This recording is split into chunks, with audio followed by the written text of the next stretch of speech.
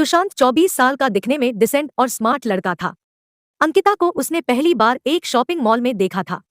अंकिता देखने में किसी परी जैसी थी। सुशांत को अंकिता को देखते ही पहली नजर का प्यार हो गया। उस दिन सुशांत अंकिता को देखकर ऐसे मदहोश हुआ कि ना उसे अंकिता से मिलने की सूझी, ना ही उसने सोचा कि उसका नाम या नंबर पता किया जाए। बस वही मूर्ति की तरह खड़ा होकर उसे देखता रहा। अंकिता थोड़ी देर बाद वहां से चली गई।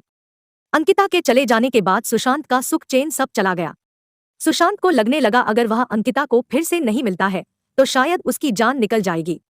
यह एहसास जितना दुखदाई था उतना ही अनोखा था। कहीं ना कहीं उसे ये सब अच्छा लग रहा था।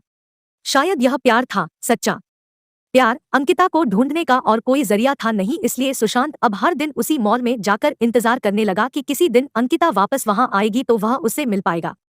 पूरे 2 हफ्तों तक वह लगातार उस मॉल में जाता और पूरा दिन वहां पर अंकिता का इंतजार करता और हर आने जाने वाले लोगों पर नजर रखता।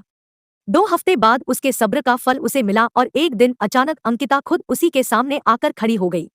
अचानक अंकिता को अपने सामने देख वो बहुत खुश हो गया और शॉक्ड भी। उसके मुंह से कोई शब्द नहीं फूट रहा था। जब काफी देर तक वह कुछ भी नहीं बोला तो अंकिता ने उसे कहा, क्या हुआ? इतने दिनों से मेरा इंतजार कर रहे हो और अब जब मैं सामने खड़ी हूं तो तुम मुझसे बातें नहीं करोगे? सुशांत ने चौंकते हुए कहा, हाँ करूंगा, बिल्कुल करूंगा। लेकिन पहले यह तो बताओ तुम्हें कैसे पता कि मैं इतने दिनों से यहाँ तुम्हारे लिए आता हूँ? मुझे यह सब इसलिए पता है क्योंकि जिस दिन से तुमने मुझे देखा और उसके अगले दिन से तुम यहाँ हर रोज मेरी तलाश में आने लगे, उसी दिन से मैंने भी तुम पर जासूसी करना शुरू कर दी थी, अंकिता ने कहा। अंकिता आगे बोली, उस दिन सिर्फ तुम्हें ही मैं पहली नजर में पसंद नहीं आई थी। मैंने भी तुम्हें मॉल में देखा था और मुझे भी तुम अच्छे लगे थे। इसलिए जब मैं तुम पर नजर रखने लगी तब मेरे मन में तुम्हारे बारे में और ज्यादा जानने की मंशा जागी। इसलिए मैं उसी दिन तुमसे बात करने के लिए नहीं आई और इन 2 हफ्तों में मैंने तुम्हारे बारे में काफी कुछ जाना। मुझे ये तो पता चल गया था कि तुम मुझे इसलिए खोज रहे हो क्योंकि तुम मुझसे प्यार करने लगे हो, लेकिन मुझे इस बात को कंफर्म करना था कि कहीं तुम्हारा प्यार सिर्फ शारीरिक आकर्षण तो नहीं है जो अक्सर इस उम्र में हो जाया करता है।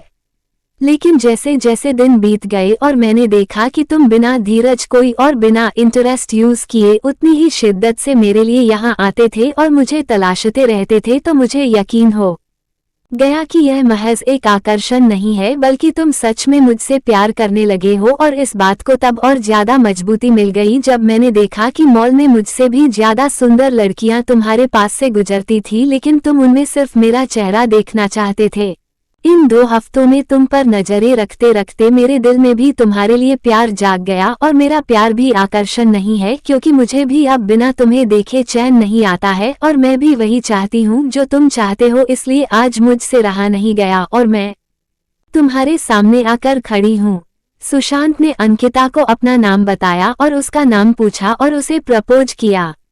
अंकिता ने हाँ कहा और दोनों के ही चेहरों पर अपने सपनों के हमसफर से मिलने की खुशी चमक उठी और एक प्यारी सी क्यूट लव स्टोरी का हैप्पी एंडिंग हुआ।